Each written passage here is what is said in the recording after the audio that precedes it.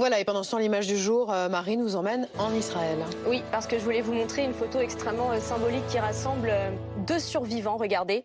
L'adolescent que vous voyez s'appelle Ariel Zohar. Il a 13 ans. Il a survécu aux attaques du Hamas le 7 octobre, alors que sa famille, ses deux parents et ses deux sœurs, ont été tués. Et donc, il a fêté ses 13 ans quelques jours après ces attaques et a célébré sa bar mitzvah la semaine dernière.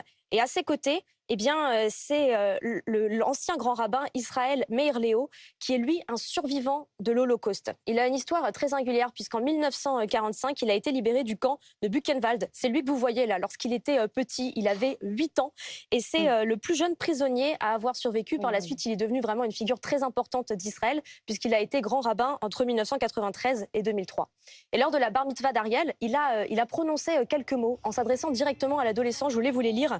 Au moment de ma bar mitzvah, mon père avait été tué, ma mère avait été tuée. Et moi, comme toi, je me retrouvais sans mes parents. Et pourtant, j'ai eu une belle vie. J'ai réussi à faire beaucoup de choses. Et toi aussi, tu feras plein de choses et tu auras une belle vie.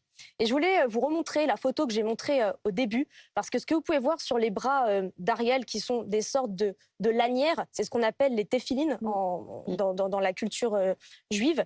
Ces téphilines, ce sont en fait celles de son père. Après les attaques du 7 octobre, Ariel avait demandé à ce qu'on retrouve les téphilines. Et justement, les secouristes d'une organisation qui s'appelle Zaka ont réussi à les retrouver dans les décombres, dans le kibboutz qui avait été complètement détruit. Et ils ont pu les rendre au jeune homme. Ça, ce sont les images lorsqu'ils lui rendent les téphilines. Donc voilà, pour ce jour spécial, il était à la fois avec un survivant de l'Holocauste, tout en portant les téphilines de son père. Merci, Marie.